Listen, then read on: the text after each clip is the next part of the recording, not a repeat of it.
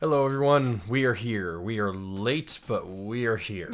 We have been fighting some stupid respiratory infection or something Yeah, for like the last 2 weeks. it's been insane, and neither of us had a voice in the last week. Yeah. There was a point where I sounded like a honking goose. It was a little ridiculous.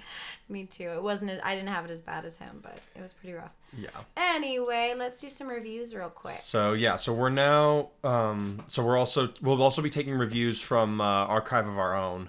Which is another fan fiction website. I've had some reviews here and there, but this is the first time I'm actually getting a review that correlates to the current chapter. So, this first reviewer from Archive of Our Own is called Izuku Midoriya 2014. So Alright. let's see what they had to say. Okay, first of all, amazing story. The OC is so well written. All right, cool. I mean, they read through 71 chapters and decided that must be doing something right. Right. And if you don't mind, I want to say something. Izuku has been rather out of the spotlight in this story, and his classmates clearly don't seem to view him as their inspiration here. While I understand that since Kurai is supposed to be the main here, but One for All and Energon are basically going to be in equal strength and capabilities when both Izuku and Kurai reach their primes, and Izuku's supposed to stand out as the other half of the mantle of a symbol of peace and justice. So, if you don't mind, don't you think that while he is being rather out of focus and spotlight here, some other characters are getting more time in the media than him? So, just asking, any big, quote, I am here, quote, unquote, moments planned for Izuku to Heavy. have you? The whole world To the whole world. To the whole world, or is he just going to be the underdog side character here until he reaches his prime and somehow shares the number one spot with Kurai?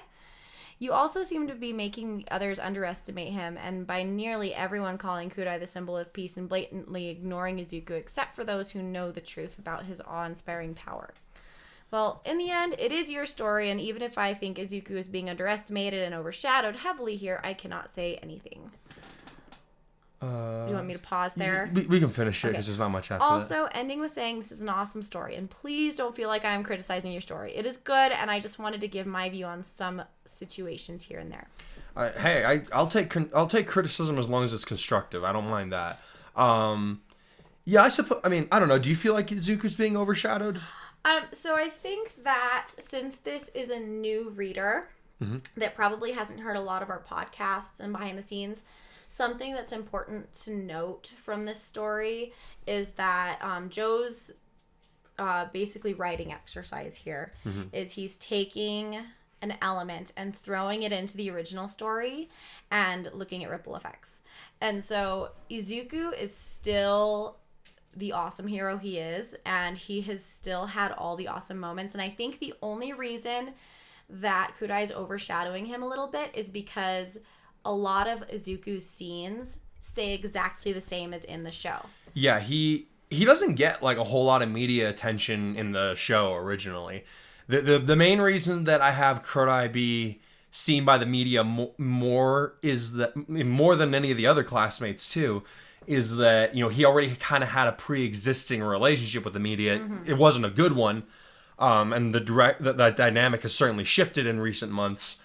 But some people already had their eye on him from the media standpoint. Because he comes from a big, well-known family, just like Ida and Todoroki. Yep. And like during the internship arc, I feel like the one where they fought Stain, I feel like if they'd had their licenses, that would have been huge in the news. Like these 3 student heroes, they took down the hero killer, but because they weren't licensed, the whole thing got swept under the rug. But as a reader, I think what's important to keep in mind is you need to read it and consider any scenes that are not included in the story are still happening. So you have to consider, just because Kurai isn't there with Izuku when it's happening doesn't mean it's not happening. It's more like it's the same story from his perspective. Yeah. And so he is a powerful character, and that doesn't take away from how awesome Izuku is at all.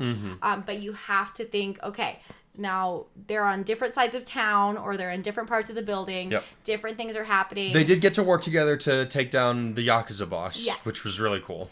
Yes, but yeah, like you said, because it's from his his perspective in a way. It's not first person, but you know, it's a story. And then also, if you remember the introduction, it's not the story of how he became the greatest hero. It's the story of how he dies. Yep. So this is still the story. In this world, Izuku is going to become the greatest hero. Yep. And so it's kind of cool. And then I think as you move forward, you'll see how extra villainous elements will be added to kind of level the odds. I mean, they've read all 71 chapters at this point. Oh, okay. All right.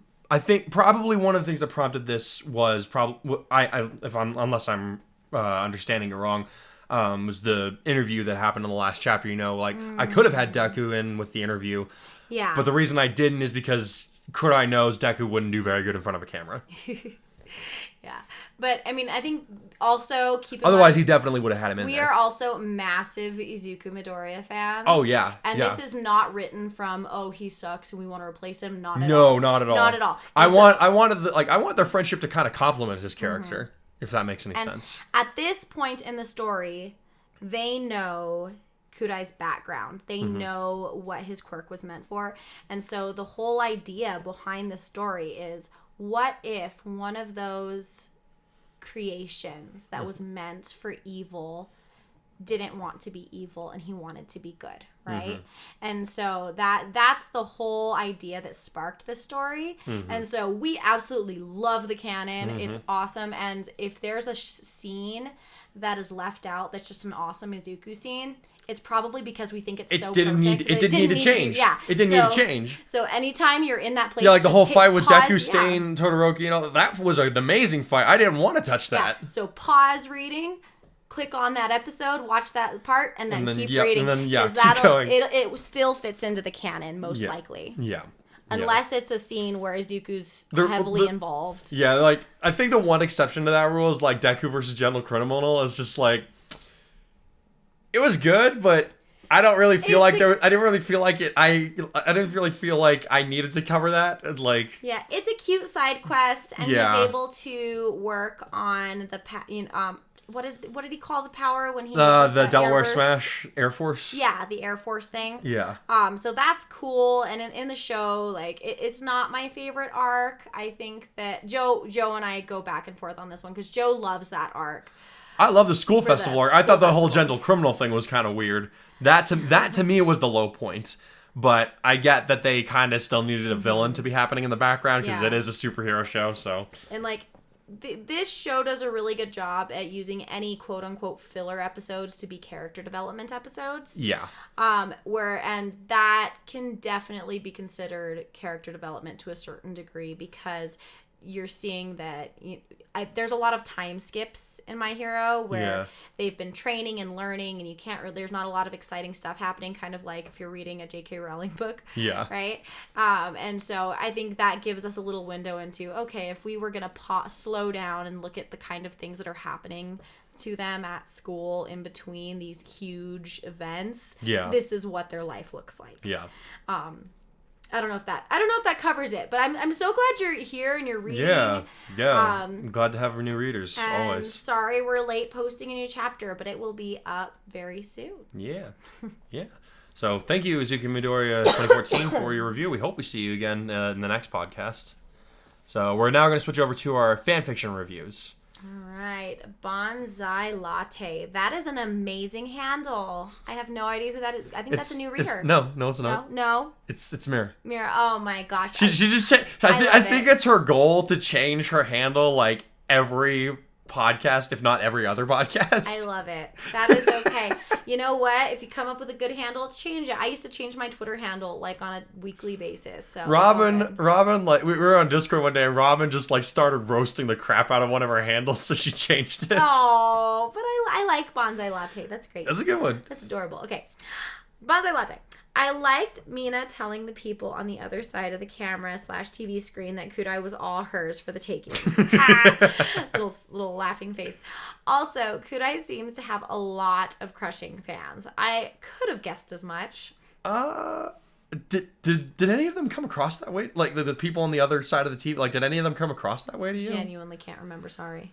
No, that's okay. Like it's been a couple weeks. Like I'm trying to I tried not to, like I on purpose tried not to write any of that in because it's just like. But I mean, think about it. I'm not doubting that they're a good-looking high school kid. I'm not doubting that they exist. I just didn't think that I like wrote any of that into the video compilation. Admiring fans, it's gonna happen. Yeah, it's gonna happen if you have admiring fans, no matter what. Okay, that's true.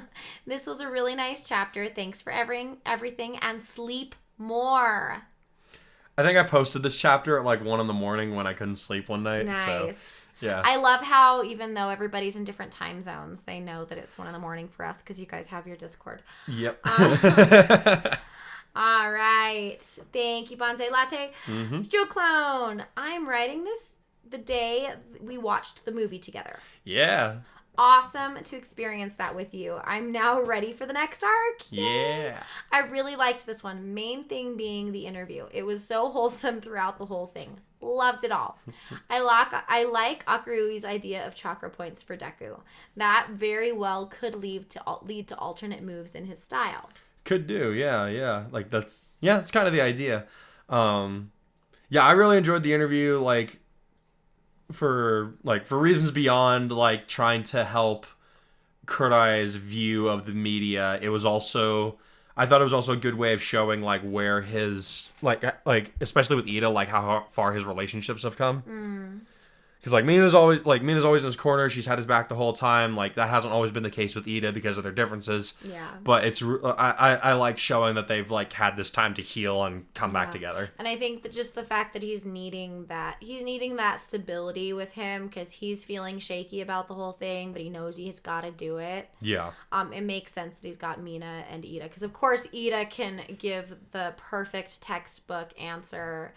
After because I'm sure he's pre-read any class or workshop they take on how to give interviews, right? Because it's Ida, and he's been learning from his family, or he's been watching his brother, he's been watching his family his whole life. You cannot tell me that Tenya Ida doesn't have Ingenium's interviews like memorized. Oh, I'm sure. So it's, of course it makes sense. And then, I think because he's got this anxiousness happening, he also doesn't want to put that on Deku because Deku, as much, we know that he's got that shy personality and when he's put on the spot, he kind of sputters and trips over his words, kind of like me. Yeah. Like Matt Lady gave him like a pretty easy mock interview. He totally flubbed that thing. Oh yeah, It wasn't pretty. Yeah, so it's not that they're not friends. It's just that he just needs. I think he just knew. He knew what he needed. He knew who he needed to be with him. But yeah, all right. Sorry, that kind of goes back to the couple reviews ago. Yeah. But I just wanted to kind of cover that. Speaking that true speech power, it's very close to a power I came up with myself, but you got a nice balance of limitations going on. A Rasen Shuriken and Naginata. Naginata are pretty cool constructs, but I just knew you were going to pull a Kirito somewhere and dual wield Kurai's lightsaber with a true speech one. Blue and yellow blades gonna be flailing around at the speed of Kurai's natural skill. Yep, no super strength or speed while it's going on, man. What style of saber would he make, though? Ooh, or maybe he'd create a Captain America shield? I'm just realizing how similar this ability is to a Green Lantern ring. I hadn't thought of that, but yeah, I guess it is. Yeah, I guess it is. He could that's a really good point. Yeah. He'd probably just make a copy of his lightsaber. He's not the most creative guy.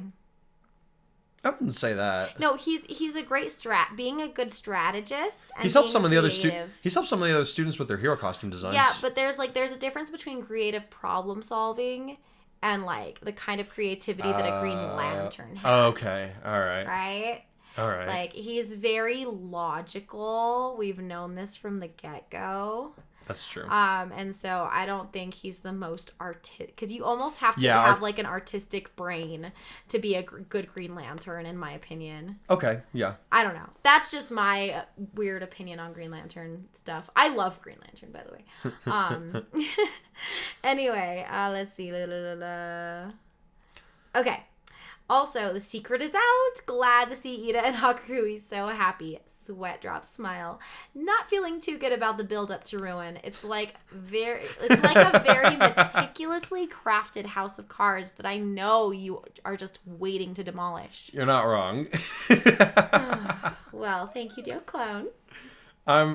I think I'm a little bit in the doghouse right now because I told Becca about one of the plot points I'm building up toward later in the story. Yeah. I think I'm in trouble. Yeah, he read part of a chapter that comes like way the heck in the future for you guys, and I'm mad. I can't think about it right now. So if the story stops at any given point, you know my wife has just murdered me because she was upset about I don't think you've ever like actually gotten mad at me about a plot point before, but that was it. I don't think I have. No, okay. So I've gotten mad at you for dumb plot points. I've never gotten mad at you for a good plot point? Really good twist that took me off guard. Okay. All right. And it was one of those twists that made me like that. I have thrown books. I have thrown books in the past when I'm angry.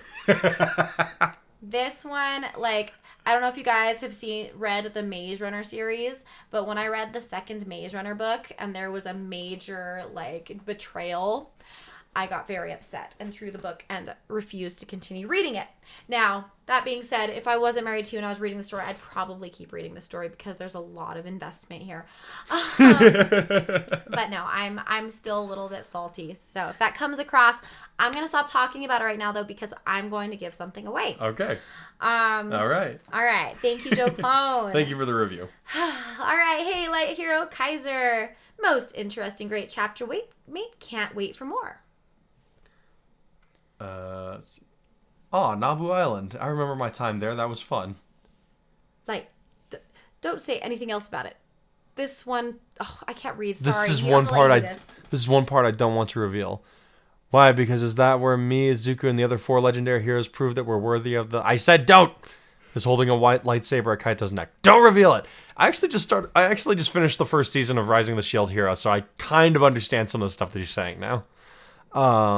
Kaito looks at the lightsaber at his neck. Really? You underestimate my power! Kaito, I have the high ground, is now somehow on a hill. You're really doing a Star Wars reference. Yep. Jedi Master Light and Bow Hero Impact signing out. Kaito, you're not a Jedi for crying out loud! So, Light Hero Kaiser, I just saw this meme today that had a picture of Obi-Wan's house on Tatooine.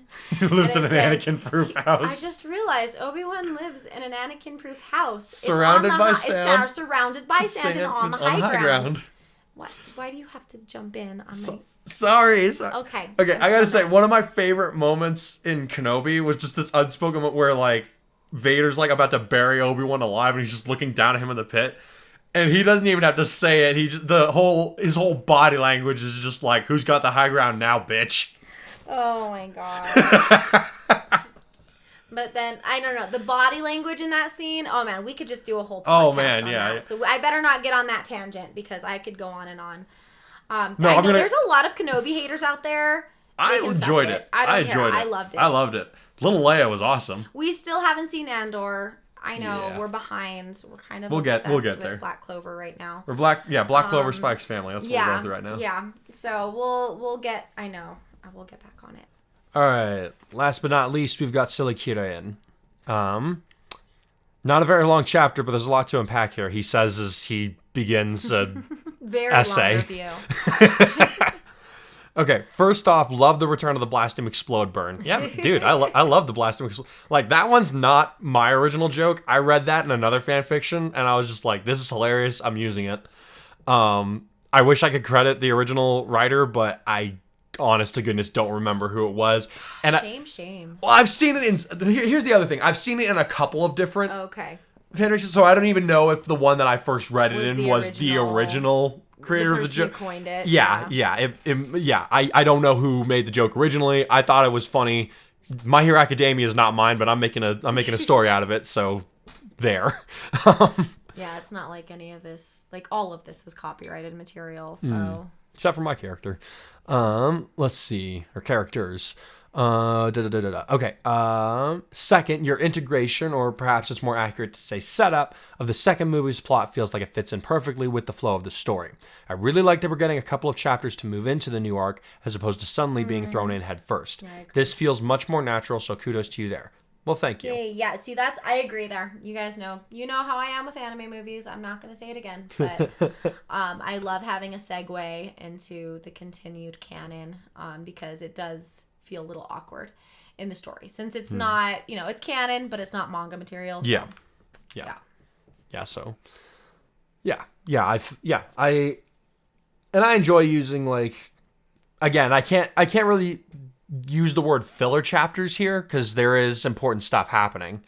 It's not like, to me, what constitutes as a filler chapter episode is like something that you can just skip it and you lose nothing from the story. Yeah, no, there's still character development happening. There's stuff happening with relationships, and so I think that My Hero as a rule does a really good job at, anything that you could even, there's not much that you could even consider filler, but the episodes that are like that, they still provide important stuff. I honestly think the only episodes you can consider filler are the recap episodes. The recap episodes at the beginning of and then there was like they add stuff. Yeah, they do. See. They do. Yeah, they do add stuff, but it's not essential to the plot moving forward. But as a fan, I want to know. No, I want to watch those. I love that. I love that one at the beginning of season 5 where they had Nejire and Amajiki like playing villains. Yeah. And Bakugo's just going ham on Amajiki. See, it's not like Naruto with the 20 million fillers, and then the random episode where Naruto has a lightsaber. Naruto is like, unironically, I think the statistic is 40% filler. But I always go back to that one episode where he has a lightsaber for no reason. I forgot about that. That is a thing. Yeah. So I think I appreciate a good balance of filler and, fans, the good kind of fan service. Yeah, this is fluff is what it is. It's not filler, it's fluff. All right. Sorry. Ida and Kurai's little interaction at the end of that first scene was also really great. I like how they both thought of telling Tensei about this new development in the progress of becoming heroes. Yeah, Tensei was a really big inspiration to both of them, like, for wanting to become heroes. Like, Kurai has a little bit more varied inspiration, I guess we could say, because, he looked up to his uncle, or his dad, of course, there's Ingenium. Grew up looking up to him, and there's a couple other heroes. He really likes Gang Orca. Ida's a little more single-minded in nature, but, Tensei is very important to Kurai, so I thought it would be good to kind of bring them together on that note, if that makes sense. Oh, yeah. Let's see. Where was I? See, I don't have dyslexia. I just keep losing my spot. Even greater, we've got our sassy boy in for a decent chunk of the chapter. Akurui being involved in the cultivation of One for All has me really excited. The ideas he could come up with for the applications of those stored quirks. Yeah, I'm looking forward to seeing what he has to say about the other quirks that are stored inside of One for All. I'm sure he'll have ideas. Let's see. Regarding true speech, I'd honestly expected a power more along the lines of Kurai being able to read somebody else's energy flow to tell if they were lying because he's using the chakra of truth, or something to that effect. But your idea seems pretty awesome. The concept is intriguing, so I'm interested to see it in action, which I imagine will happen during the Heroes Rising arc, provided the right circumstances, yeah? The true speech power will definitely come into play during the Heroes Rising. This next arc, for sure. That's an interesting concept. Him like being able to having him as a lie detector would be interesting if it didn't kind of break the rules of the quirk. Because I don't know if you guys remember when he was in the middle of the Hasaikai fight, there was a part where Eri rewound him because she passed him by and her energy was coming off. And at the same time, he had triggered his Joyous Light ability. He's looking at himself. He's like, why am I not injured? He's like, do I have some kind of restorative power now? And then he immediately discounts the thought. He's like, no, this quirk is destructive by nature. So he's like, I didn't do this. Something else happened. Yeah. So that same rule still applies here. Like, he doesn't suddenly turn into... The power doesn't turn into something that it doesn't start out with. If that makes any sense. Let's see. Akurui speaks again to warm my heart, and Ida took the news of their engagement surprisingly well. Character growth? I mean, I thought it was pretty funny, and I was surprised that he took it that well, but it was still, I Mina felt like had it was on brand. Mina had a talking to him. Mina gave him a talking to before she brought him over to Yeah, so technically we did not get to experience the first contact with that information. I felt like it would be better to leave you guys to wonder exactly how that conversation went, because whatever you guys can come up with in your heads is probably more comedic than what I can put out. Oh, man. But yes, that was fun. That was fun. Mina cracking us up in the background is always a good time. Thanks for including that. Also a measure of her own growth that she now takes the initiative in helping Kurai with complications regarding his friends in a way that doesn't multiply the problem. You go, Ashed Queen. She is best girl. Yeah, she's pretty cool. I don't know if you're doing this on purpose, but Kurai's suspicion of the media is somehow a strange balance of my concern for his mental welfare and comedy. Like, he's only had one bad experience with the media since he started at UA. I know there's probably stuff that we haven't seen other than what he's explicitly talked about on screen. You're not wrong there. But it seems like he's almost incapable of believing that there are people out there who really just want to know about their new hero. Even so, the interview was a pleasant surprise to read through, and the end segment may or may not have made my eyeballs a little sweaty. No. Maybe. Me Probably. too. Me too. Moving on. Honestly, I didn't intend for that scene to be super emotional for the readers. It was meant to be more for Kurai, but I guess but if you guys are empathizing with him that much, then I'm glad that my writing has been able to accomplish that. Yeah. Excuse you. What? Why would they be reading this? Like, I was like so teary-eyed during that interview. Oh my god. I guess I'm just a monster. Ugh. Let's see. I think what stood out to me the most in the second half of the chapter was how Ida and Mina's relationship with one another seems to have shifted, if ever so slightly. They haven't been hostile for quite a while. I'd even call them friends, especially since the school festival arc, where they were both worried for Kurai's status as a pariah. But during that time, they each seemed to be trying to support him in their own ways, whereas here we see them working together to provide him with the support that he needs, which proves much more effective than I would have thought. It's one of those things where I had to stop and think about it, because at first glance, them supporting him is all that there seems to be to it. But I think that the ways they've gone about it up to now and going forward are very important and beautiful to consider. Ace character development from the two of them, great work. Thanks. Yeah, I don't... I think this is kind of one of those things where... Sorry, I got something in my throat. I think this is one of those things where, like, the story just kind of made it happen. I don't consciously remember, like, planning to, like, make this dynamic shift the way that it has. It's just kind of worked out to be that way. And I'm glad that it seems like it's working out in a way that people are enjoying. But I chalked that one up to a happy coincidence, because I did not plan that. Because, like, to me, like... I guess I just took it at kind of the first glance bit that you were talking about. It was like, you know, they're continuing to support him, but you're right. The way that they've been doing it is now changing. Well, that's the thing. I think in a healthy friendship, when you have a couple of people that love the same person, of course, you know, after a while, if it's a healthy relationship, they're gonna eventually, you know, most likely get along, because they're on the same page about wanting well-being for that person. Like Ned and MJ helping Peter Parker exactly. in the Tom Holland Spider-Man movies. I think that's a really good example of that. Yeah. Well, I think that they were friends before that, though, because they were on the club. They were club together. Yeah, they were on the debate club together and all that, but like they weren't necessarily besties. Yeah. But then they end up working really well together because they're supporting Peter. Yeah. And like that continues to develop as time goes on, and they're like in the know. Yeah. Okay. Yeah. That's just like after them talking about that, like that's like the first kind of grouping that comes to mind with that kind of dynamic. Okay. Does that make sense? Yeah, that makes sense. Okay. Let's see. Kurai's suspicion regarding Endeavor makes sense, especially when he lays out his reason for not wanting to do a work study with the man. Even so, I don't think that Endeavor works that way, at least not at this point in time. I think that Kurai may have actually earned his respect to some degree, which isn't easy to do. I don't know, maybe I'm overthinking it, but I don't think that the Flame Hero is being disingenuous in his offer. Still hate him. Just wanted to make that clear. Yeah. No, I kind of agree.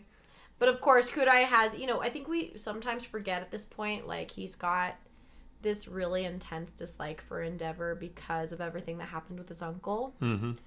Oh yeah, he 100%.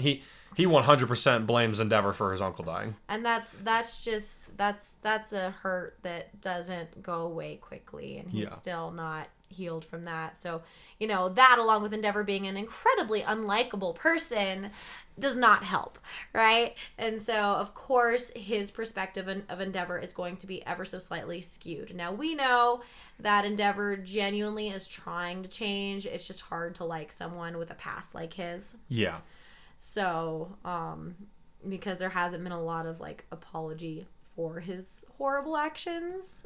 Yeah. So, it's really hard for anybody to get behind that character, I think. But, yes, I agree that the character at this point of Endeavor is trying his best to be better. And he's trying to make amends. But everyone in the, disaster area that he's left is still reeling and trying to heal from the damage he caused. So it's really hard for them to believe that he's changed. Yeah. And we've seen Kurai doesn't forget it when people hurt him. Yeah, that's the thing. Like he'll take it. He'll keep it. He'll keep to himself. Mm-hmm. But if he has the opportunity for revenge, he will take it. Will he though? Yeah. Beat the stuffing out of Monoma. He took Cinder's arm. Oh, okay. He has a spite streak in him. All right. Like it doesn't always come out to that extreme, but it's definitely there. Yeah. Okay. Let's see. That cliffhanger and the teaser really has me wondering what on earth Kurai is dreading so much, but I guess I won't have to wait too long to find out. Bring on the next chapter. P.S. How the hell is it December already? Dude, same. I've been looking at my lesson planning calendar. Like, what the heck? It's like the semester's almost over. Yeah. The first trimester's already over, and let's just face it, the few weeks between the end of the first trimester and winter break are just throwaway weeks because the kids are not going to do anything. So I'm looking at my lesson planning calendar. I'm like, oh my gosh, I literally have 10 days left to teach these guys for the year before. There's just 2 more weeks until winter break? Yeah. Oh, wow. I have 2 more weeks, man. Wow. So hopefully I don't get pneumonia and die with this chest cough, but. No, you are not allowed. You cannot leave me alone with those children. All right. Well, not allowed. Thank you, Silikita. Thank you guys for the reviews. It's crazy, man. We know we're running late on this, so we'll just go ahead and let you guys listen to the chapter, and we'll be back after that. From the moment I reached the other side, I could not hide from the great divide. I can't turn back time, and my soul was mine. Get back what I lost, no matter the cost. Is there no way home?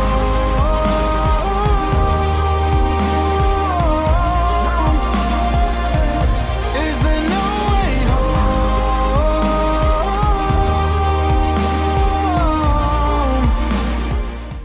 The real deal. Kurai was seated at a small table in a gray room with few windows and secured gates on both ends of the area.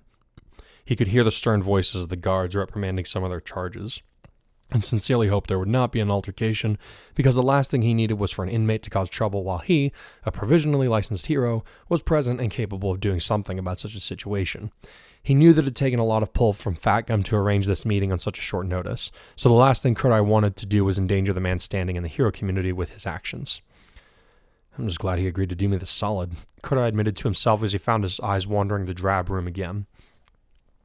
He gave a small start of alarm when a buzzer sounded across the room, drawing his attention to a worn-looking person dressed in gray with a number running down her shirt. Her hair had a lot more silver in it than he remembered. She was moving more slowly as she was accompanied by a guard, too. Her gaze was downcast, so he couldn't see her face, but he was certain that he would see premature signs of aging there, too. Before he could stop himself, Kurai stood up and asked, "Mom?" Mocha Hogosha stopped and looked up from the floor, her violet eyes growing wide as she recognized her visitor. "Kurai?" she asked softly as her shoulders lifted a little bit. Is that you? Yeah, he said as the guard urged Mocha forward so they could approach the table where her son was standing. I hope you don't mind a surprise visit. Not at all, she said as she reached out and seized his hand in hers before the guard could stop her. I'm so glad to see you, son. No physical contact, the guard said, but Kurai decided he wasn't going to stand there and take that. She wasn't arrested for any violent crimes, and I'm the guy who put her in here, he said in a hard tone. He was dressed in his hero costume and had his license on him, so he technically had a right to reprimand the guard if he found her conduct inappropriate. The last thing I'm going to do is help her escape, and there's no way she'd ever hurt me. You're a family member, it's a conflict of interest. The guard deadpanned. Please step away from the prisoner before I am forced to terminate this visit prematurely. It's okay, son, Mocha said as she released his hands and stepped back. Why don't we sit down? All right, he conceded with a slight grunt before the guard moved to attach Mocha's cuffs and chain to a link on the table, which would greatly restrict her movements. Once that was done, he waited for the guard to move away and stand against the wall with a stony expression before he muttered, Regular ray of sunshine in here, isn't it? It's prison, Kurai. Mocha shrugged. This is the way it's supposed to be for criminals. And to be honest, I don't have it so bad compared to a lot of the other inmates in Gen Pop. But let's not talk about that. How are you? He stalled for a moment before an awkward smile worked its way across his face. Sorry, I'm not sure where to begin, he admitted. I wasn't even thinking of coming here for a while longer, if I'm being honest. I'm kind of at a loss for what we should talk about. That wasn't the complete truth, but he wasn't sure how he should transfer from the current topic to that of him getting engaged while he was a freshman in high school, with 2 years and change away from even having a career. Mocha gave him a sad smile before she told him, If we're both being honest, I'm surprised that you would ever visit me in the first place. I fully expected to never see you again. Kurai felt his gut twinge with guilt at those words, but he pushed it down in favor of saying, Well, your other son is pretty damn persuasive, so thank him the next time he comes to see you. He knew that his brother had come to see their mother several times, but he didn't comment much on the topics that came up during said visits. Language, son. Oh, come on, he said as he rolled his eyes to heaven. Every time? I may be a convicted criminal, but I am still your mother, she said as she smiled with tears pooling in the corner of her eyes. I saw your fight in Fukuoka, Kurai. I may not have a right to it, but I'm very proud of you. Why, for beating the Nomu or totally showing up in Endeavor on his debut as the #1 hero? He managed to say with a slight snicker, which made her smile widen a little. Yes, she answered, which made him laugh a little more. Then she said, I do have to admit that I am curious as to what prompted this sudden change of heart. Has something happened with Akururi? No, he's fine, Kurai said as he made a negative gesture with his hands. At least as fine as he can be. No, I'm here because of something that's come up in my life. Well, two somethings. With a wry smile, he asked, Got time in your schedule for a problem child? You and Akururi are both my problem children. I would pretend to be offended by that if it weren't so true. He sighed as he drummed his artificial fingers on the table. All right, here it is. You heard anything about how the heroes are getting spread too thin with all the rise in criminal activity? Of course. Well, in order to try and stopgap the problem, the Hero Safety Commission is reaching out to schools with students that have provisional licenses and is asking for their help, he told her. When he noticed that she was beginning to pale, he rushed to say, We're not being deployed to any place with a high crime rate. Principal Nezu made sure that our school's freshman and sophomore classes would be sent to areas where crime rates are very low, and we'll be doing community support more than anything. Deployed? Mocha repeated, looking a little more relaxed but still apprehensive. How long are these assignments going to be? Where will you go if crime is on the rise everywhere? I can't tell you where we're going, he admitted a little sadly. That'd be a major security breach if I told an inmate where my class was headed, even if she is my mother. Yes, I see your point, Mocha said as she nodded in understanding, somewhat to his surprise. I'm sorry, I shouldn't have asked. No, I set a bad precedent when I got defensive with the guard. He sighed as he lowered his head in an apology. I'm sorry about that. Don't worry about it, his mother assured him. I know you can't tell me where, but can you tell me for how long this assignment will last? A month, he told her. We'll be back just in time for Christmas. Maybe Yakururi and I will be able to visit together when I get back. That would be nice, Mocha nodded with another smile. It really is wonderful to see you, Kurai.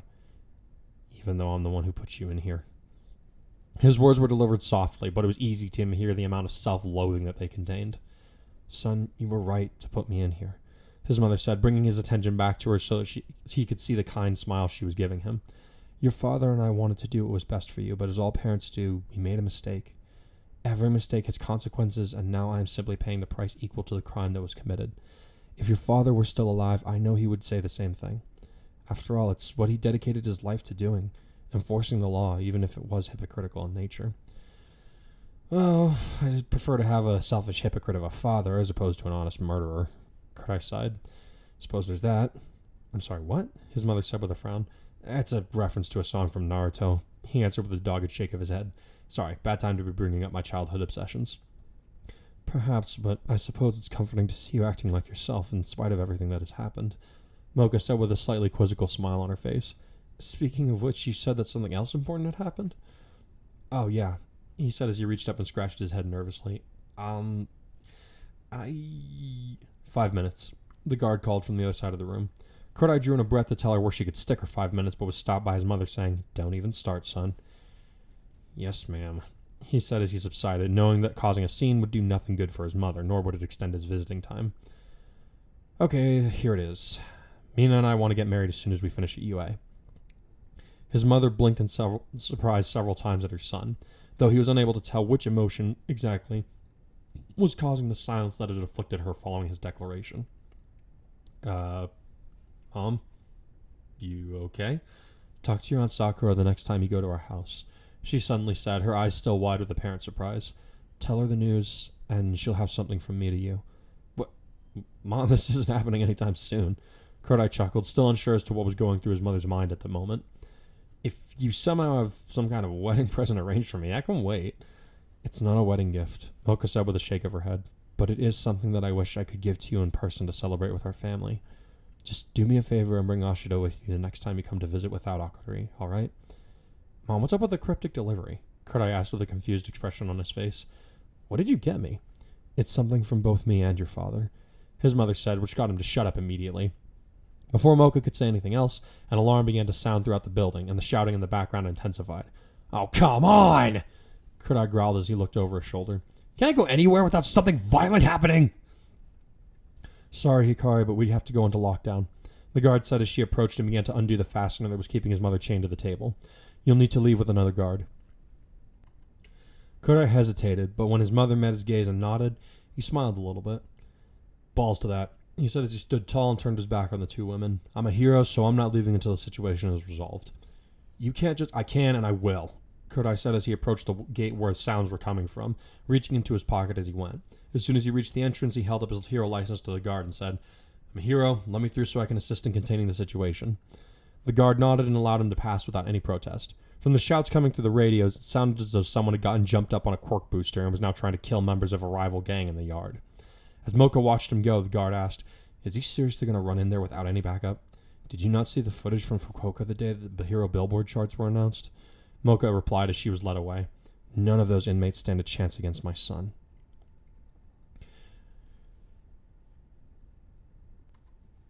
Mera, a villainess with a water emission quirk, was laughing as she pinned one of her rivals to the corner of the yard's fence, using a high-pressure water jet that fired from the sole of her foot to drown the other woman where she cowered. Her victim, an inmate named Yumehara, had been flailing desperately when the attack first started, but now she was hardly moving at all. The thought that she had already killed her crossed Mera's mind, but she was having too much fun to stop. Anyone else who tried to interfere had been driven away either by another violent burst of water or one of Mera's gang members, so now all the other inmates could do was watch with an abject interest as yet another one of the cells was about to have a vacancy. This was before someone dove into the powerful jet of water, blocking the stream from striking Yumehara and causing Mera to take a step back in confusion and outrage. Who the hell do you think you are? She demanded as the newcomer knelt in front of the downed woman and placed her fingers against her neck. Without acknowledging her, the newcomer laid the other woman on her back and then gave her chest a couple of hard pumps, which sent water spewing out of her mouth as she coughed and began to struggle for air once again. Hey, Mera said as she started forward, furious that anyone had the gall to interfere with her business. You got a death wish, kid? For now she could see, as the newcomer turned around, that they were young, though the shock of silver hair on the side of his head made it difficult to tell from certain angles. He was a young man, just old enough to be in high school by the looks of it, but he was dressed in what looked to be a hero's costume. He also appeared to have an artificial right arm, but in her drug-addled state, Mera couldn't remember why she should care about any of these details. After all, why would it matter any at all when she killed him?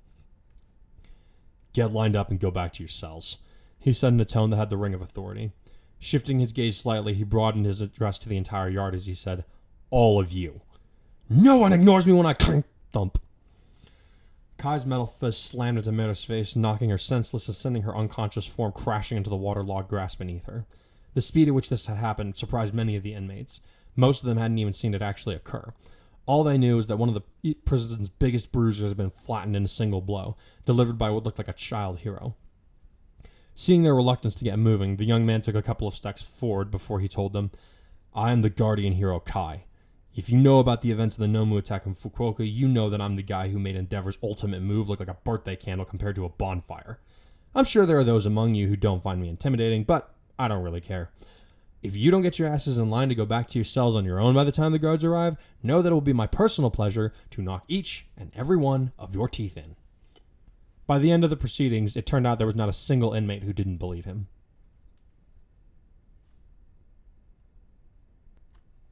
You're all packed up back at the dorm? Kurai asked as he and Mina approached his childhood home, having been dropped off by Cementos, who said that he would be back by 10 that evening. Yeah, you asked me like 5 times before we left, she said with a slight roll of her eyes. My stuff was with the rest of the class's bag next to yours. They can unload it onto the bus that we're taking in the morning. Stop worrying so much. We'll be fine. Sorry, can't help it. You didn't worry this much when we went to Island together, she pointed out. We weren't going on assignment to work as heroes, he countered. We're going to be all on our own, and that's kind of a daunting thought. Whenever we've had questions, we've been able to talk to our teachers, but where we're going to be the ones who are supposed to have all the answers. Oh crap, is this what being a teacher feels like all the time? He paused, a look of mild panic in his eyes. Kurai, Mina said before she pulled his face in and kissed him for less than a second. You gotta calm down, dude. Those are tomorrow's problems, and for being real, Ida and Yamomo probably have it covered. We have enough to think about with just us tonight, so let's worry about this first. Right, he said as he shook himself. Sorry about that. I love you, dork. I love you too. Thanks for coming with me to this. Of course, Mina said with a smile before she gave him another kiss that landed on his cheek. Let's do this. The two of them had been given permission to visit Kurai's childhood home for dinner so that he could spend some time with his family before they went on their mission to Nabu Island. They had already spent breakfast with Mina's parents, which had been a pleasant affair. They had been nervous in approaching the subject of them wanting to get married once they were done with school, but both her mother and father had been surprisingly open to the idea. Having expected more resistance, Kurai had very carefully laid out his reasons for wanting to be with Mina for the rest of his life to the older couple, having expected her father to fully drop his smile and wring his neck at any given point. Her parents had some concerns, of course, but they were both adamant that this was ultimately their choice, and as long as they were both sincere about their intent, they would support the two of them. We've seen enough to know how happy you make our little girl, Mina said toward the end of the conversation. Don't get me wrong, we're surprised that you're talking about taking this step at such a young age, but I also know we can't possibly understand everything that you two have had to go through to get where you are. Both of us respect you for what you've endured and how you've kept your head held high after each challenge has passed, Hikari. If I'm being honest, sir, the biggest reason I've been able to keep picking myself back up is because of Mina, Kurai admitted as they had threaded their fingers together. I wouldn't be here without her. The truth is that my wanting to marry her is for fairly selfish reasons. I know where I'd be without her, and it's not a good picture. He made sure to keep a firm eye contact with the older man as he said, Your daughter brings out the best in me, and I intend to repay her by bringing out the best in her for as long as I can. I love her more than anything that I could ever think of. Mina's parents had smiled at one another before her father stood up and indicated that he wanted Kurai to do the same. Once he had, the older man shook his hand firmly and said, I look forward to welcoming another son into my family. Kurai had felt his eyes well up with tears unexpectedly, and only then did he realize how much he had been missing having an encouraging paternal figure in his life. But he also smiled because he realized that in a few years, his broken-down family would finally get to increase instead of decrease yet again, and the thought made him incredibly happy. After that, time flew by, and before the young couple knew it, they were saying goodbye to her parents, promising to call them at least once a week once they were established on Nabu. Following that, they spent the day getting packed for the trip to the island, playing some games with the other students who were inclined to do so, and generally having a good time. Those who knew of the engagement kept the matter quiet from the teachers, even Ida, as they didn't know how the faculty would react to the idea. Some among them thought that the staff wouldn't care over much, but they all agreed it was best not to risk a confrontation over such a big deal right before they were about to head out for what would be many of their first official hero assignments. Remembering how well things had gone with her family, Kurai couldn't help but feel as though the other shoe was about to drop. With slightly shaky fingers, the young hero now reached up and rang the doorbell to his old home. He then waited with bated breath until the door opened to reveal Shuken, who was dressed up in a collared shirt and a smile on his face. Hey, man, he said as he moved to pull a surprised Kurai in for a hug. It's real good to see you again. You too, he said as he returned the embrace. I'm kind of surprised you're this happy to see me, if I'm being honest. You're a hero, Shukin shrugged as he pulled back. You and I both know this means there are going to be some moments that are a lot less glamorous than what they show on TV all the time. So we're good. You gave up your room to me, so I think I still kind of owe you a few. The other boy chuckled before he turned to Mina, who had been waiting patiently in silence. Sorry for ignoring you for a second. You're his girlfriend, right? Asui? He talks about you all the time. Kurai turned bright red while Mina started to giggle, and Shukin went on to say, you're not the frog girl. Kurai, you have a side chick and didn't tell me? How could you? I know you're screwing with me, but come on, man. Kurai groaned as Mina started to give into a fit of giggles while Shukin tried desperately to maintain a straight face. You're right, though, Mina managed to get out through her stifled laughter. He does have a side piece at the gym. Oh, how scandalous, Shukin said as he gestured for them to come inside. Tell me, is this an open relationship? I didn't know Kurai's taste swung that way. Wait till you realize who the other guy is. It's a guy? Kurai, what have you been getting up to? I'm regretting so much of this. The cyborg teen grumbled as he walked inside and took off his shoes while they finally gave vent to full-bellied laughs. Now I remember why I made a point of not letting you two meet. I like her, his cousin said as he reached out to shake hands with the pink girl. Nice to meet you. I'm Shukin, Kurai's more handsome older cousin. Age before beauty, Kurai snorted, which caused both Mina and Shukin to raise their eyebrows at him. He's gotten spunky, Shukin said with something like approval as he released Mina's hand. You're doing, I take it? That's right, she answered cheerily. I'm Mina. It's very nice to meet you. You don't prefer to go by Ashido? The older boy asked. Mina's not big on formalities, Kurai reminded him. Second time we met, first day after class, she was already hanging all over me. Yeah, and I hate to break it to you, Skinny, but your cousin is way more handsome than you are, Mina told Shukin, who made a face and pretended to be wounded in his heart. I never knew you felt that way about me, Ashido. The three teens turned to see Akudori coming from the dining room, accompanied by a woman who looked a lot like Shukin. Shh, you're not supposed to tell Kurai, she giggled, which led to the boy himself making a bewildered face. What is happening today? He demanded of no one in particular. They're welcoming you home, Sakura said as she moved to embrace her nephew. It's good to see you again, Kurai. It's good to come home, Aunt Sakura. He admitted as he returned the hug, not surprised for the first time that week at how natural it felt to be around his family, even after everything that had happened over the course of the last year. Sakura then pulled away and moved to greet Mina with the words, It's so nice to finally meet you, Ashido. You're even prettier in person than the photos and videos that Kurai sends home. Aw, thanks, Mina said as she was given her own hug by the older woman. I'm glad that I get to meet you too. Kurai's told me a lot about you guys. It warmed the boy's heart to see Mina being so readily accepted by his remaining family members, and it helped him to relax a little as he started to allow himself to feel as though he had really come home. Dinner was excellent, and there was plenty of laughter among the 5 attendees as they each exchanged stories of what had been happening in their lives since Kurai had gone to live in the dorms. Shukin was eager to hear the details of the fight against the Nomu of Fukuoka, which initially worried Mina as it was still a relatively fresh experience for Kurai, but he surprised them by giving his cousin a fairly detailed account of the battle from his point of view. However, since his aunt and cousin were not made privy to the origins of his quirk, he left out the parts concerning his motivation for pushing himself so hard against the Nomu, namely how he felt responsible for their creation in the first place. Once he had finished telling the tale, Shukin shook his head in wonder and said, Man, you really are going to be the next All Might. I doubt that, Kurai said with a slight snicker. I'm not as inspiring as he was. Besides, there's another one of my classmates who's a lot more like him than I could ever be.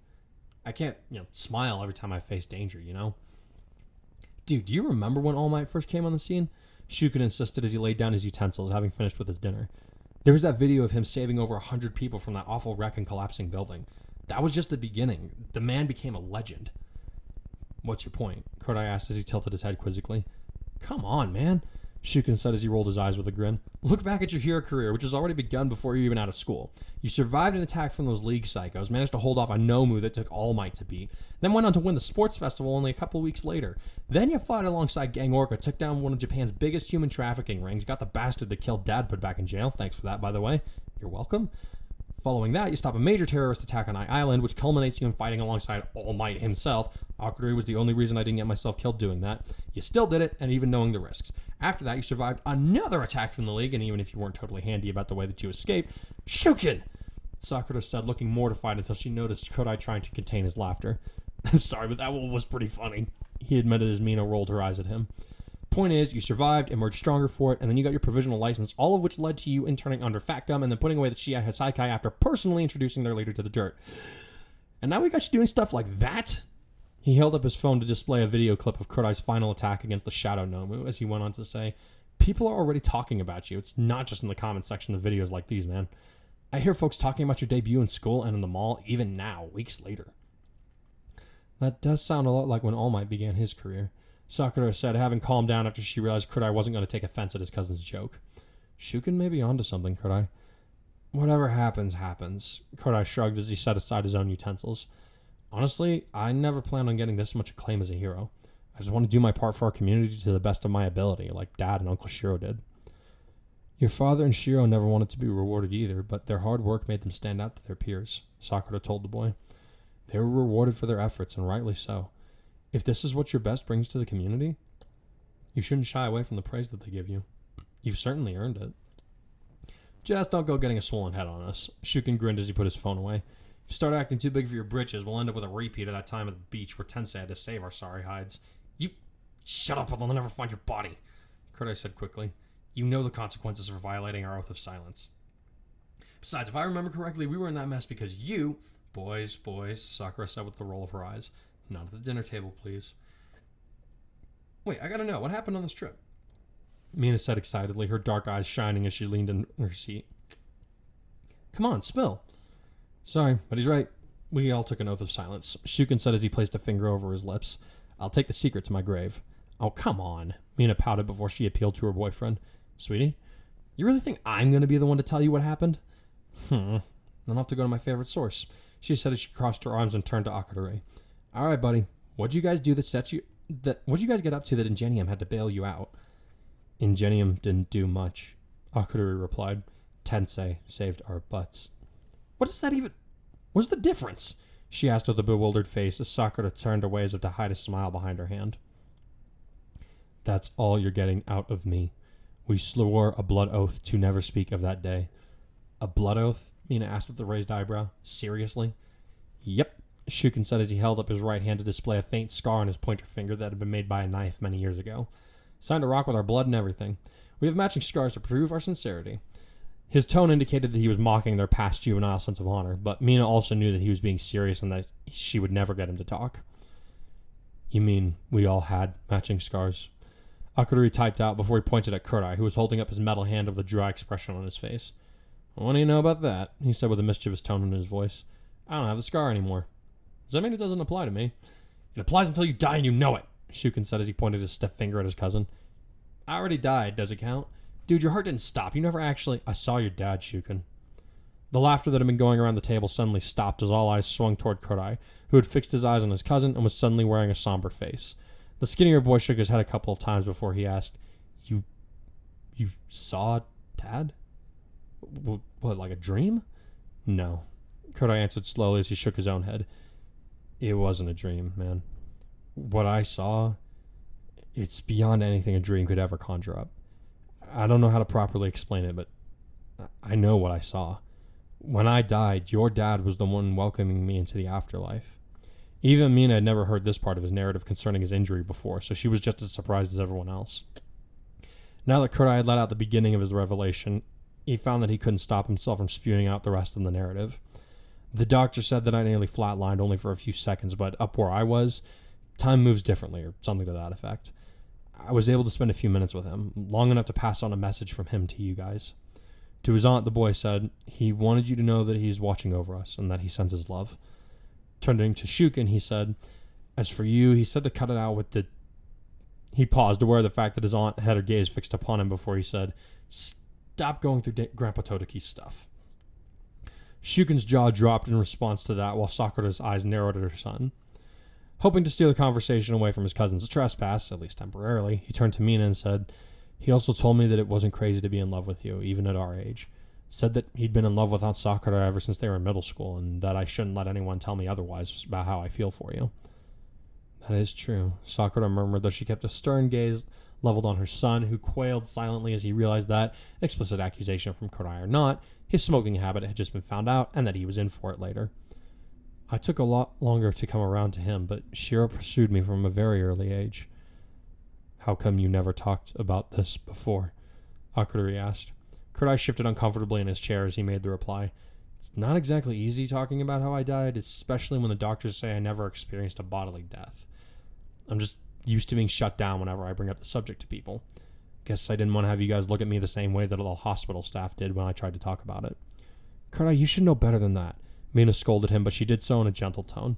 We of all people have your back. I believed you when you told me that you had touched on the afterlife. Screw what anyone else says. She's right, Shuken said as he refocused his gaze on his cousin. In fact, as your family, we're going to have your back even harder than your girlfriend does. No offense, Ashido. None taken, she shrugged. Sharing a quick glance with Kurai, who nodded once, she then added, especially since what she said is wrong, or at least it will be in a couple of years. Shuken said as he tilted his head in bewilderment. What is that supposed to mean? It means that Mina and I plan on getting married once we finish school at UA, Kurai declared, causing a deafening silence to stretch out over the dinner table. Turning to his aunt, the boy then said, her folks are already on board, and I talked to Mom about it when I visited her in prison the other day. She said that if I told you about it, you would have something from Dad and her to me. Are you sure? The woman sputtered, still trying to process what she was being told by her nephew, who was just shy of turning 16. Completely, Kurai said as he and Mina intertwined their hands. I love Mina. She loves me way more than I deserve. I don't ever plan on letting go of her. I'd never find anyone as good as her. Aw, Mina giggled before she leaned over and kissed his hand. Dude, what is this? Shuken suddenly complained. You're here getting engaged. I can't even get a girlfriend. This isn't right. As the elder cousin, I'm the one who's supposed to be guiding you in the approach of the fairer sex. I doubt you'd be able to teach your cousin anything about any kind of sex, Mina said with a dark smile and just a low enough tone that only Shuken and Kurai could hear, causing her boyfriend to turn bright red while Sakura frowned and leaned in closer to the teenager's conversation. What was that? She asked. Nothing. Shuken and Kurai both insisted, causing Mina to burst out laughing, while Akudori raised a single eyebrow at his brother, who affected to ignore him. By the time Mina was able to calm down from her laughing fit, Shuken had been made to clear off the table while Sakura took her nephew to his father's old study. I wasn't expecting you to need these for several more years, she told him as she pulled something out of a small drawer in the desk, only to realize that Kurai wasn't really listening. He was looking at his father's collection of photos and awards he had received on the walls of the room, lost in his own thoughts. Knowing that he would need a moment, Sakura stayed quiet while he reached up and touched a photo of his father and uncle, back when they had both recently made detective. The two were nearly identical, save that Kurai's father had worn a neatly trimmed mustache and goatee, while Shiro was clean-shaven. I miss them, he finally said as he lowered his hand. I know that Uncle Shiro is watching over me, and I'm sure that he's happy for me, but what if Dad isn't able to? Your father enabled a terrible series of crimes, yes, Sakura said as she laid a hand on her nephew's shoulder, but he did it because he was a father first and an officer second. I know that if Shiro and I had been put in the same position, we would have made the same choice 1,000 times over. Does that make my husband any less worthy of a seat of honor at our ancestors' table? Kurai turned to look at his aunt with solemn eyes before he cast them down and said, I suppose not. Your father is proud of you, Sakura assured him. I know that as surely as I know my own name, Kurai. And I also know that he would have wanted you to have these. As she said the last words, she held out a small box to her nephew, who cocked his head at the small package. He took it into his left hand, intrigued to encounter what felt like velvet before he realized the box opened on a hinge and his eyes went wide. Is this? Open it and see, Sakura told him with a smile. With trembling metal fingers, Kurai opened the little package and was stunned to see 3 rings lined up inside of it. 2 simple bands and one with a slender teardrop-shaped diamond set in the crown. They weren't new to his eyes, though. To the contrary, he knew those pieces of metal very well, as he had seen them nearly every day of his life for more than 15 years on another pair of hands. These are Mom and Dad's, aren't they? He asked, though he had needed no real confirmation. When Shigeru died, your mom set his aside for whichever one of you 2 boys got married first, and when she was sentenced to prison, she gave me hers and said to give it to whoever received the other one, Sakura answered. I think she knew that you would be giving it to Ashido eventually, but I suppose if Akudori beat you to the altar, he would have earned them. She delivered the last part with a smile, which Kurai reciprocated as he felt tears sting his eyes. No doubt, he replied in the catch past his throat. Thank you, Sakura. Thank your mother the next time you see her, his aunt replied with a shake of her head. I've just kept them hidden away. They weren't mine to give. Then I'll thank you for doing so, he said as he shut the box and gave his aunt a hug. And for looking out for my brother while I've been busy being selfish. You've been busy healing from some pretty tragic events, his aunt corrected him. No one should fault you for that. We're your family. We love you, Kurai. That means we'll always be around whenever you're ready to come home, and we'll also be glad to accept a new member of the family through you when the time comes. As they heard another bout of laughter coming from up the hall, Sakura smiled and added, I know you found a great one. Congratulations to the both of you, Kurai. Is everyone ready? Ida asked the class in front of the ferry that would be taking them to Nabu Island. Aizawa had dropped them off a few minutes prior with one of the school buses, their luggage having already been sent ahead so that it was loaded on the boat by the time that they had arrived. There were other passengers going on the ferry, but none of them had taken enough notice of the students other than to give the young group a few curious looks. Kinda late to be asking that, isn't it? Kurai snickered from near the front of the class's gathering. We're already hours away from the school, so if we forgot anything, oh well. That is not to what I am referring, Ida replied. I mean to ask, is everyone ready to accept the burden that awaits us on Nabu? I understand that it is a daunting task, but I believe that we are more than ready to... Shut up and get on the boat, glasses. Bakugo growled as he shouldered his way past. Let's just get this stupid assignment over with.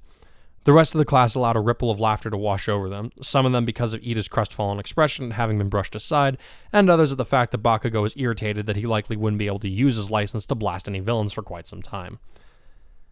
I don't get what he's so mad about. Yang grinned as she slipped on a pair of aviators and led several of the others up the ramp. We're going to have summertime in the middle of the winter. What's not awesome about that? I'm just glad that we'll be back to the cold weather in time for Christmas, Ruby chirped. It wouldn't feel like Christmas without chocolate chip cookies and hot chocolate with marshmallows, and those don't feel right unless it's too cold to go outside. I'm just glad that I won't be a risk for going into hibernation every time someone opens up the door, Ribbit. Asui commented as she hopped along the ramp. As Kurai and Mina walked onto the ship hand in hand, they smiled at the sun that was rising in the morning sky. New day, new adventure, she said as she came to stand at the railing, where they were quickly joined by Ochako and Izuku. One that I'm looking forward to, Kurai grinned to himself. He wondered for a moment if he should have brought the ring that his mother had left for him, but quickly reminded himself that it would be a lot better of a surprise if he gave it to Mina after they had gotten back from their assignment in Nabu. New Year's, he had decided the previous evening. New day, new adventure it is. Even if it's new territory, we're going to have the same attitude we always have, right? Ochako said cheerily. Team Lightning Drop? Of course, Izuku nodded in tandem with the others. We'll go beyond. Plus Ultra! The group put all their fists together before letting out another round of cheery laughter. As the ramp began to retract into the boat, Mina suddenly grabbed Kurai's hand and said, Oh, come with me. What? Why? There's a scene from the Titanic that I want to recreate, she insisted as he was dragged along. Ochako, you gotta help take this picture. Hey, I didn't agree to this, Kurai protested. You owe me from when you and Kaminari were yelling diving scores at the TV when people were jumping off the boat during the movie. Oh, come on, that was freaking hilarious. Even if they doubt me, push me where I stand, I will say it proudly, soon you know who I am. There is something that sleeps within you, listen close. You will soon know every door that is open for you, one is closed. Soon you will know what's on the other side.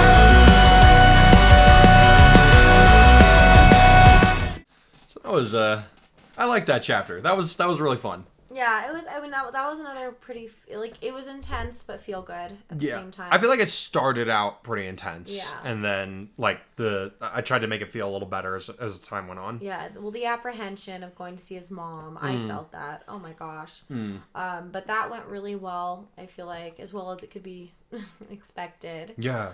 Right? I don't know, what about that conversation did you want to cover? I mean, honestly, just the fact that he did it at all, I think is a pretty big mark for him.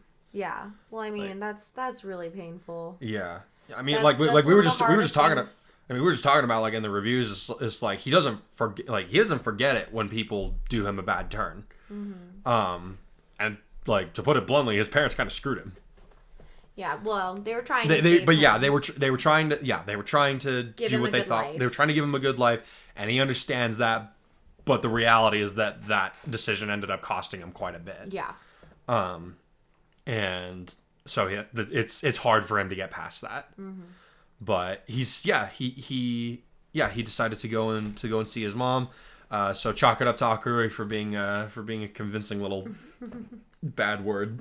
Oh, he's a good brother and a Yeah. good son, and Yeah. he wants to be a peacemaker, which is really awesome because even though he is our little sassy boy, he is still like a good brother and a good son, and he wants to see peace in his family, especially since he doesn't know how long he's going to be around, and he knows that they have each other. They're all that they have. Yeah, once he's gone, his mom and him, that's all that's going to be left. Yeah, and so that's pretty cool. That's pretty moving, and so it's nice that they're able to have a little bit of closure. Yeah, I liked throwing in that little bit where he asked Fat Gum to make the arrangements, because like I do think there's definitely something to be said for having connections, and I didn't want his time with Fat Gum to just be like, oh, that was a plot device for the Shikai arc.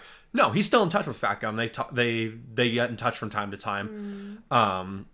So like they still have a relationship that exists. Would he need to have a relationship with a hero to go visit someone in prison? Fat Gum has really good ties with the police, and they cover that in the manga and anime. Yeah, but normally you can just go visit a family member in prison. You don't Not have when to not when it's like a max security prison type of thing. You have to normally you have to get clearance for that like ahead of time. You have to get clearance. You have to make the appointment. You don't just say like, hey, I'm going to show up on Tuesday. Okay, yeah. That doesn't happen. That doesn't happen Gotcha. unless you know somebody. Got it. So like it's not a major detail, I don't think, but I wanted his relationship with Fat Gum to continue to be an existing Yeah, see, thing. I hadn't thought of that because it's like, around here we don't have that kind of, we have regular old prison, and so it's like, it depends on the kind of prison that you get to. Yeah, it's like depending on the day if there's certain days per week you can go visit people, and so it's like having family members in that situation, like I'm just like, yeah, I mean, you just go see him, right? Yeah. So I hadn't really thought of that. I thought it was I thought it was interesting. Like I remember I had a hard time deciding how his interaction with the guard was going to be. Like whether or not the guard was gonna be like, oh my goodness, this is the guard in here. This is so cool. Yeah, whatever he wants to do, he wants to give his mom a hug, sure, whatever. But I decided to kind of go with the more not antagonistic, but like the play by the book. That's the thing. Type of thing. Most jail guards are gonna be like that. Yep. Because it's like that's a really sad place to work. Yeah. And you're gonna get disillusioned with life really quickly. The kind of underhanded crap that goes on in the prison, so you don't let things like that go. No. I think knowing people who have worked in prisons, it's a really bad. I mean, it's like it takes a special kind of person to be able to work in that environment. Yeah. And even the best people who work in those environments, like it hardens them to a certain degree. Yeah, for sure. So I figured like if there was gonna be a place where it's not even the adults are he's been surrounded by all these starstruck adults and kids alike because of who he is and who he's becoming. So I felt like at this point it might be good to like not have a reality check, but like have somebody who just is like, no, you're a person visiting someone in prison. And this is just a totally different world too. Yeah. When he's very out of place there. Oh yeah. So yeah, but it's nice because they're able to talk and clear the air about some things. Yeah, and then he's able to bring up the whole Mina situation, which he's expecting a total lecture. But I liked how during this whole chapter he was just waiting for somebody to shoot him. But it doesn't end up happening because he has good he has good family, and Mina comes from a good family, at least. And I still don't know what Mina's family is like in canon, but in this I'm just like, nah, it seems like you were reading it and I was like, man, I wonder what her parents look like. I wonder what their personalities are like. Yeah. I think it's mentioned that she got the pink skin from her mom, but it has nothing to do with her quirk. So it's just a genetic trait. Like I got my brown hair from my mom. Okay. Yeah. But no, it's good that... And her horns are from her dad, I think. Sorry. But it's nice because it's also just a part of growing up, and ideally, this doesn't always happen, but ideally you reach a point where, in a parent-child relationship, that parent realizes, okay, I may not be totally on board with this, but if I push back, I'm going to lose my kid. And she knows she doesn't want to lose her kid, and she also knows that he's very practical and he's going to make the right call. Yeah. So she's trusting him. Yeah. And which is pretty cool. Oh yeah, she knows he wouldn't make this kind of decision like on the fly. Like if you go back to the beginning of the story, like he kept trying to find reasons for himself, like I shouldn't date this girl, and he just kept failing. Yeah. So she knows her son. So yeah, and so she knows he thinks these things through. He's not girl crazy. He's not a skirt chaser at all. No. So so she's able, and she knows just because of the situation with him arresting her that he doesn't take these decisions lightly. No. And so she's gonna trust him, and that's pretty cool because they're able to have that moment together, and of course it's rudely interrupted. I somewhat wanted an excuse for him to be able to say the line, "Why can't I go somewhere without violent stuff happening?" And of course, we had to do something to keep the pace, so it wouldn't be too slow of a chapter. Yeah. But it was fun having him bust up the little fight. Yeah. I don't know if there's anything particularly important there. Nah, he just did something. There was a situation happening. He did his job and diffused it. Yeah. But then, I do like the idea of him just like being surrounded by these gangs of women, and they're all like, okay, do we kill this guy, or like what do we do with him? And then they hear his name, and then they're all just like, that's a hard pass. We're gonna go back to our cells. Yeah. Yeah. So it was a good way to show, like, even in prison, even in a place where, like, his people are just not welcome, these inmates, they know who he is. They know what he can do. They're not going to mess with that. Yeah. So, anyway, moving on to, we have we're getting ready to go have breakfast with his family, with the future in-laws, which is surprisingly chill. But Mina seems like, I mean, just her personality, she seems like she would have the really chill parents. Yeah. Like, I think if I were to give her parents fictional personalities, because there's no canon, I would totally give her the parents from Easy A. Because I haven't seen that movie. No.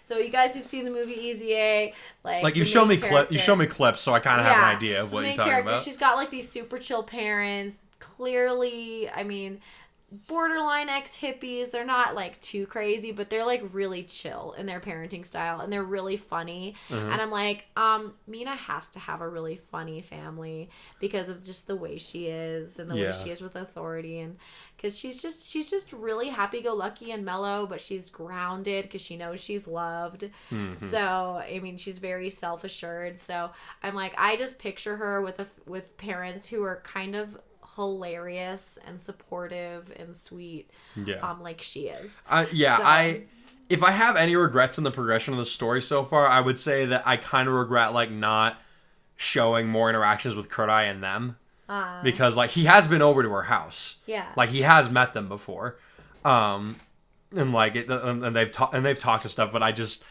feel like I could never find the right spot to put that kind of thing in there. Well, we also have no idea how they are in canon, so it's that does make it a little more difficult. Since she's not an OC.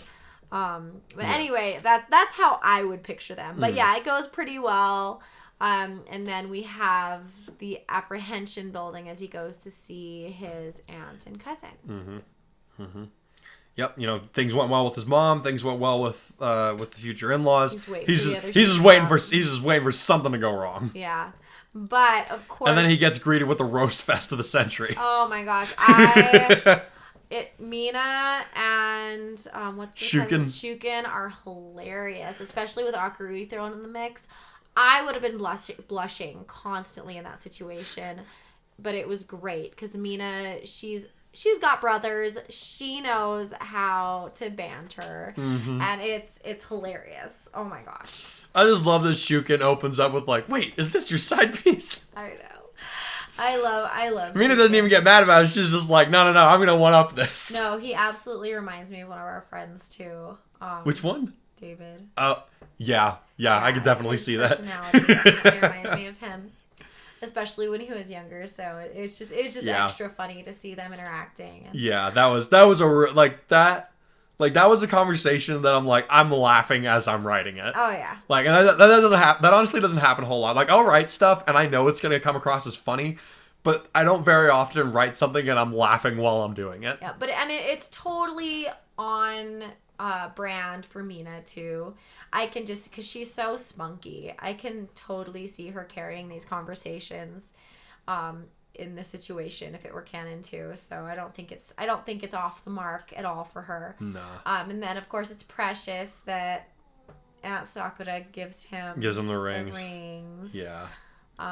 We had that before that though. Like, we kind of had we kind of have this moment of like Kurai's being forced to confront that like he is being recognized as this new great symbol of hope for people. His aunt and his cousin are like, "Look here, sir." It's like okay, man. You can shy away from this all you want, but it's happening. Yeah, and then we also get this little how do you say? Are you talking about Easter egg with, because we have this mysterious past event between the boys that they've taken a blood oath not to mention. yeah. That's a thing. That's a thing. So Yep. I'm curious to see what everyone thinks about that. Yeah. And what their, what their conjecture. Yeah. Right. Let's see if these guys can like. I can almost guarantee Nobody's nobody's gonna gonna be able to come up we with. do know what it is. Yeah. And it may or may not be revealed in the future. But if you guys can guess what it is, I'm gonna be kind of scared. Yeah, I'm looking forward to seeing everyone's ideas on that one. Yeah. But anyway, yeah. So Visit with Family goes really well. Mm-hmm. We move on to. We had that the bit with bus. him and his aunt, like before she gives him the ring. Like he's looking at looking at the picture of his dad and his uncle, and he's like, you can tell that there's like that's still that part of him that's like, is it okay for me to forgive my dad for what he did? Like, am I going to see him in the afterlife with everybody who was a part of our family who brought honor to us? Yeah. And Sakura brings up a really good point. She's like, if Shuken had been in that position, she and her husband would have done the exact same thing. It's like, and she's like, does that make your uncle any less honorable than your father? So yeah, so that's a good little food for the thought. I know. I'm like, are you okay over there? Yeah, he's choking. Choking a little bit. I'm good. We're both dying. All right. Anyway, so we, And then finally you totally. Sorry, I derailed derailed you. Yeah. There. No, then we come on the last scene where they're all getting ready to head onto the ferry for Nabu. Everybody's kind of having different thoughts on it. Bakugo's bad. Bakugo. Yeah, I love that bit. I really love that bit at the end where Mina's kind of mad at Kurai for him and Kaminari were kind of roasting Titanic when they were watching it for movie nights. Oh my god. You cannot tell me that Kaminari wouldn't do that. Absolutely. That would be I could see it. I feel like it would be him and Sero.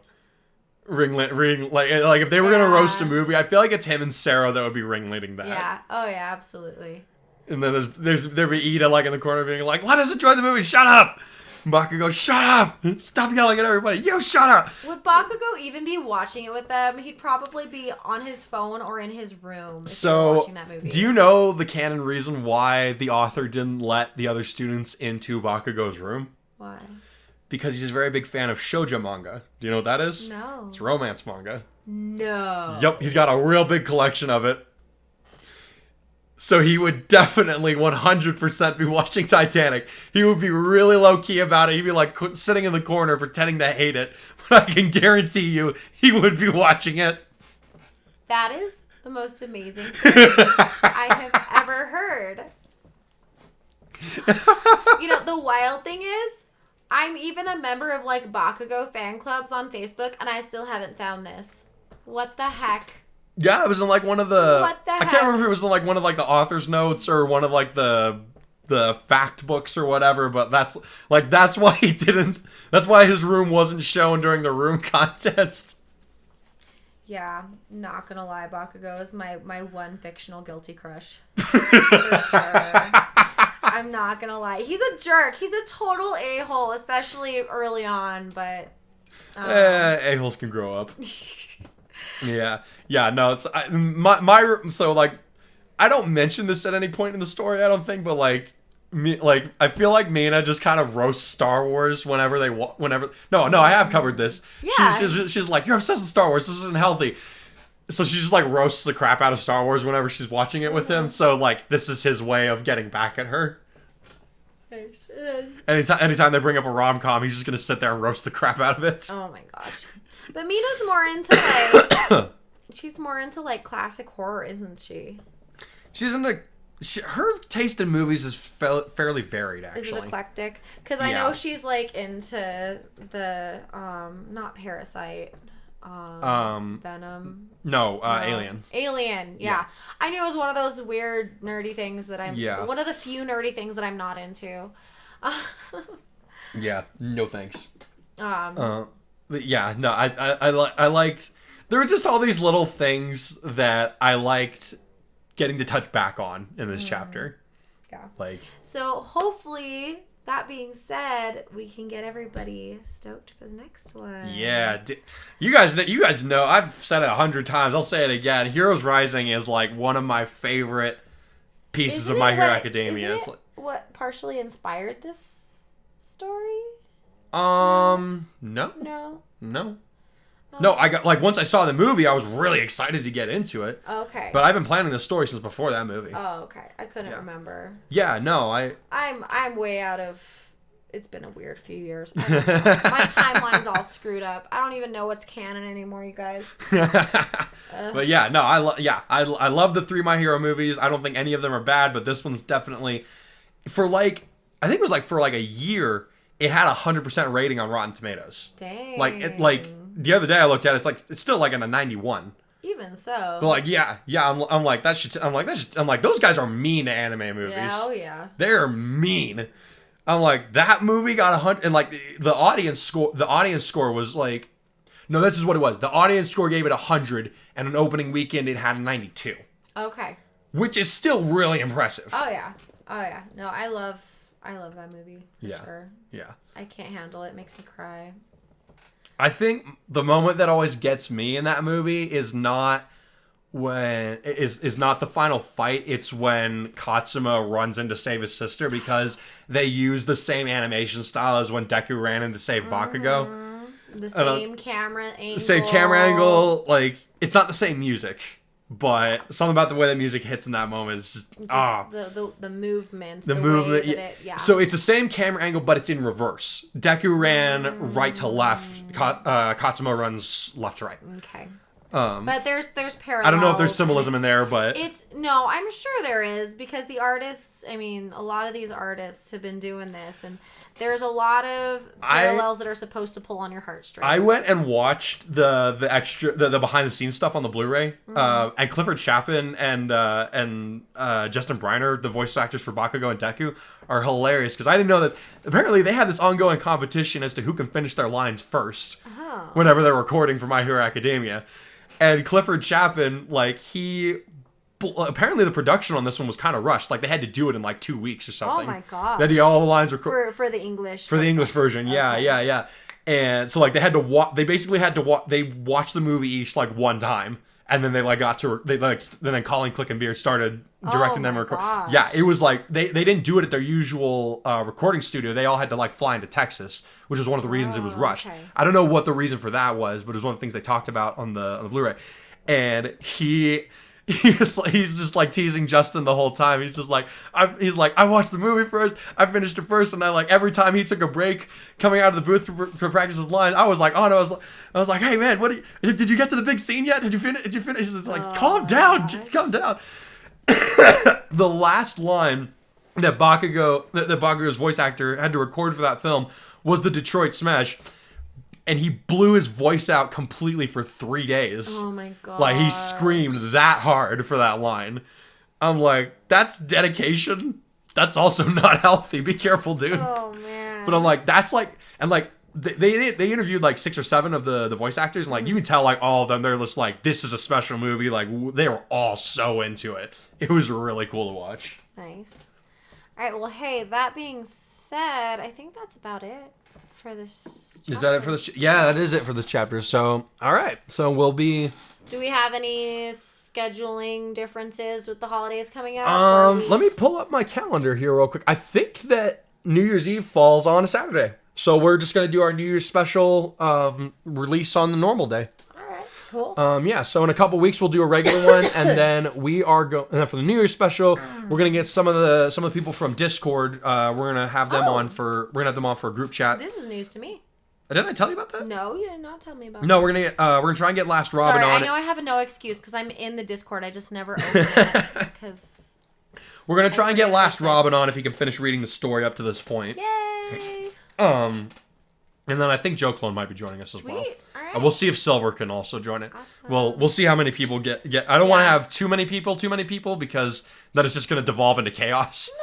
Nah, it'll be good. These guys- no. Like a guys are certain great. amount of people would be a good I think amount it's of chaos. also hard with time zones for people too.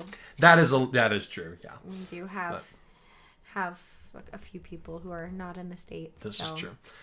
Alrighty. Well, thank you guys so much for coming in to listen. Sorry that this one's late, but you know what? I'm not gonna pull a Clifford Chapman and destroy my voice for a few days because I forced myself to record lines that my throat couldn't handle. He already could not speak. Yeah, I genuinely couldn't hear him for 3 days. I'd have to like walk up to him because he had his You would have heard a goose honking is what you would have heard. Yeah, it was pretty bad. If I tried to record something. So Anyway, have a good one, you guys. have a good one, you guys. See you in Stay a couple plus weeks. ultra until the next chapter. Bye bye.